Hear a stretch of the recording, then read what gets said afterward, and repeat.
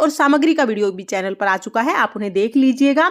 शाम के समय भी हमें उसी शिवालय में जाकर पूजा करनी है जिसमें हमने सुबह पूजा की थी। और देखिए पशुपतिनाथ जी के व्रत सोमवार के दिन किए जाते हैं, 5 व्रत किए जाते हैं। पांचों व्रत में जो पूजा है वो एक ही मंदिर में, यानी शिव जी के एक ही मंदिर में हमें पूजन करना होता है।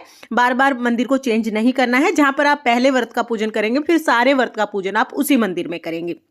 और देखिए पूजा की जो थाली है वो कैसे लगाने उसका वीडियो पहले आ चुका है, तो शाम की पूजा मैं आपको बता देती हूँ। जब हम भगवान पशुपतिनाथ का व्रत करते हैं तो शिव मंदिर में हमें पूजन करना होता है। तो सुबह जहां हमने पूजन किया था वहीं पर हम आकर आसन लगा लेंगे।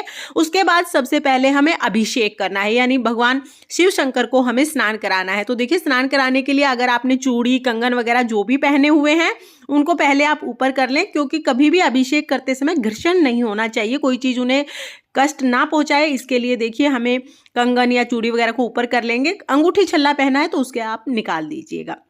इसके बाद जलहरी और शिवलिंग के आसपास जो भी आपको फूल मिले या जो भी सामग्री है, अगर मंदिर में उन्हें हटाने की अनुमति है तो आप ये सारा श्रृंगार हटाकर और बिल्कुल साफ कर लीजिएगा।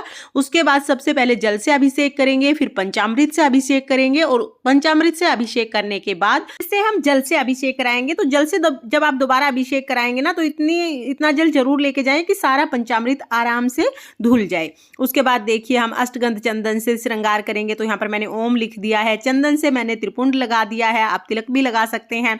यहाँ पर मैं अबीर से तिलक लगा दूंगी और आप चाहें तो आप गुलाल से, अबीर से, चंदन से भगवान का बहुत सुंदर श्रृंगार कर सकते हैं, अबीर समर्पित कर देंगे। इसके बाद देखिए जलहरी में ये जो स्थान है यहाँ पर गणेश जी का स्थान है, तो यहाँ पर आप रोली समर्पित कर सकते हैं। ये अशोक सुंदरी का स्थान है जो कि शिव भगवान की पुत्री है, वहां पर रोली समर्पित कर सकते हैं। और ये जो है ये जलहरी जो होती है शिवलिंग की, ये माँ पार्वती के हस्त कमल होते हैं और यहीं पर समस्त शिव परिवार विराजमान होता है। तो यहाँ पर आप रोली से, हल्दी से, चंदन से श्रृंगार कर सकते हैं। पुष्प हम यहाँ पर समर्पित कर देंगे भगवान गणेश जी को, माता पार्वती को, सभी को। लेकिन शिवलिंग पर हमें रोली और कभी भी हल्दी समर्पित नहीं करनी होती है। शिवलिंग पर सिर्फ चंदन और भस्म समर्पित करते हैं। इसके बाद देखिए हमने कलावा समर्पित कर दिया है, जनेऊ हमने समर्पित कर दिया है और अब हम बेलपत्र समर्पित कर देंगे। तो बेलपत्र को देखिए इस तरह से हम समर्पित करेंगे। ओम नमः शिवाय का जाप करते हुए हम बेलपत्र समर्पित करेंगे। 5, 7, 9, 11 जितने भी बेलपत्र आप समर्पित करना चाहते हैं वो समर्पित कर दें। उसके बाद नंदी का पूजन आप जरूर करें, तिलक करेंगे, बेलपत्र समर्पित करेंगे, अक्षत समर्पित करेंगे नंदी को और भगवान शिव शंकर को हम सफेद रंग के फूल समर्पित करेंगे। तो जो भी फूल आप लेके आए हैं वो आप भगवान शिव शंकर को समर्पित करें, सुंदर सा उनका श्रृंगार करें। हम धतूरा समर्पित करेंगे और शिव परिवार का हम पूजन करेंगे। अगर शिव परिवार की मूर्तियां वहां पर विराजमान है तो उनका भी पूजन आप जरूर करें। देखिए भगवान शिव शंकर के पूजन में अगर किसी सामग्री की कमी भी रह जाती है तो कोई बात नहीं, सच्चे मन से आप पूजन करें। भगवान शिव शंकर तो हैं ही भोले, आपका पूजन अवश्य स्वीकार करेंगे। अब देखिए श्रृंगार हमने कर दिया है। इसके बाद शाम के समय हमें दीपक जलाने होते हैं। सीधा जमीन पर दीपक ना जलाएं, या तो आप थोड़े से चावल रख लें या तो आप फूल रख लें। तो यहाँ पर देखिए हम 6 दीपक लेके आए हैं। 5 दीपक हमें जलाने हैं, लेकिन 6 के 6 दीपक हमें एक बार यहाँ पर रखने हैं। तो हम यहाँ पर देखिए 6 जगह पर फूल रख लेंगे। आप फूल रख सकते हैं या जैसे कि मैंने आपको बताया चावल रखकर उसके ऊपर भी आप दीपक रख सकते हैं। अब हम यहाँ पर दीपक रख लेंगे और आप चाहें तो आप मिट्टी के दीपक लेके आ सकते हैं या आप चाहें तो आप आटे से भी दीपक बना सकते हैं। ध्यान रखिए अगर आप मिट्टी के दीपक लेके आए हैं तो कोरे दीपक होने चाहिए, यूज किए हुए दीपक हमें नहीं लेने हैं। तो 5 दिए मैंने रख दिए हैं और जो छठा दिया है वो थोड़ा सा मैं दूर रख दूंगी क्योंकि वो हमें जलाना नहीं है, तो इसलिए मैं थोड़ा सा उसे दूर रख दूंगी। अब देखिए दीपक हमें जलाने हैं और दीपक जलाते हुए हमें अपनी मनोकामना जरूर बोलनी है। तो सभी दीपक मैंने यहाँ पर जला दिए हैं और जैसा कि मैंने आपको बताया जब आप दीपक जलाएंगे तो अपनी मनोकामना जरूर बोलें और माचिस हमें घर से ही लेके आनी है, अपनी माचिस से ही हमें दिए जलाने हैं।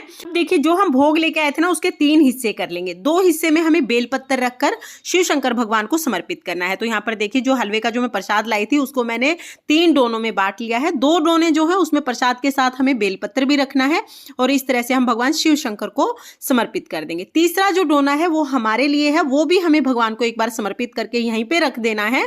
तो यहाँ पर देखिए तीसरे डोने में बेलपत्र हम नहीं रखेंगे, तो ये डोना भी हमें यहीं पर रखकर भगवान को समर्पित कर देना है। तो एक बार ये सारी सामग्री जो भी हम लेके आए हैं वो हम समर्पित कर देंगे। पूजन करते हुए हमें मन ही मन भगवान भोलेनाथ की, भगवान पशुपतिनाथ की जय बोलते रहना है। ये व्रत कभी खाली नहीं जाते हैं, जो भी मनोकामना आपने मांगी है अवश्य पूर्ण होती है। अब देखिए जो भी आप सिक्के लेके आए हैं दक्षिणा के रूप में, और सिक्के हम एक बार तो यहीं पर चढ़ा देंगे, उसके बाद इन्हें दान पात्र में हमें डाल देना है, लेकिन एक बार हम जहाँ पर आपने दिए जलाए हैं उनके पास ही आप चढ़ा दें। तो इस तरह से हमें अपनी सारी पूजा करनी है। उसके बाद हम आरती करेंगे। तो आप चाहें तो आप कपूर से भी आरती कर सकते हैं, या आप चाहें तो जो दिए आपने जलाए हैं ना, उनसे भी आप आरती कर सकते हैं। यहाँ पर मैं दिए से ही आरती करूंगी। तो जो भी दिए आपने जलाए हैं उनमें से एक दिया लेकर हम यहाँ पर भगवान भोलेनाथ की आरती करेंगे। बहुत ही प्रेम पूर्वक हम आरती करेंगे। अगर आपको आरती नहीं आती है तो आप आरती की किताब अपने साथ लेके जा सकते हैं, किताब से पढ़ के भी आप आरती कर सकते हैं। आरती करने के बाद हाथ जोड़कर भगवान भोलेनाथ से, भगवान पशुपतिनाथ से अपनी पूजा में रही कमियों के लिए क्षमा याचना करेंगे और अपनी मनोकामनाओं को पूर्ण करने के लिए प्रार्थना करेंगे।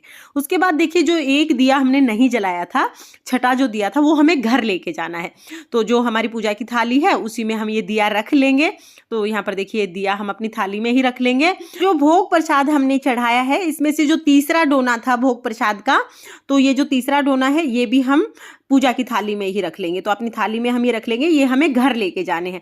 और जो लोटा है इसमें थोड़ा सा जल हमें जलहरी से जरूर लेके जाना है। तो ये चीजें हम ढक के घर ले जाएंगे, और जो दक्षिणा हमने ली थी वो हम दान पात्र में डाल देंगे। तो इस तरह से हमारा पूजन पूर्ण हो जाएगा। थाली को ढक के अब हमें घर आ जाना है।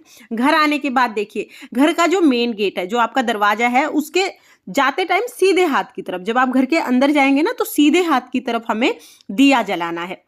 तो देखिए, जो दिया आप लेके आए हैं वो दिया आपको यहाँ पर जलाना है। तो अगर आपकी थाली में हल्दी कुमकुम कुछ भी बचा है तो उसे स्वास्तिक बना लीजिए, नहीं तो अगर फूल बचा है थोड़ा सा, मैं थोड़ा सा फूल लेके आई थी, तो ये फूल हम रख के इसके ऊपर हम दिया जला लेंगे।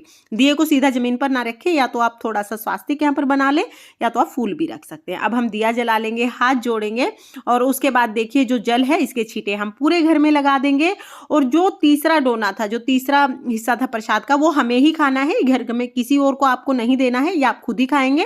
ये खाने के बाद फिर आप, अगर आपने व्रत के लिए कुछ और बनाया है तो वो आप खा सकते हैं। देखिए, कुछ लोग तो फलाहार व्रत करते हैं और कुछ लोग एक समय खाने का व्रत करते हैं। मीठा खाना ही खाया जाता है। बाकी व्रत का संकल्प आप उस तरह से ले जैसे आप निभा सकते हैं। आप अपने स्वास्थ्य को ध्यान में रखते ही व्रत का संकल्प ले, क्योंकि जैसा आप पहले व्रत करेंगे फिर सभी व्रत आपको उसी तरह से करने हैं। इस तरह से बहुत ही सरल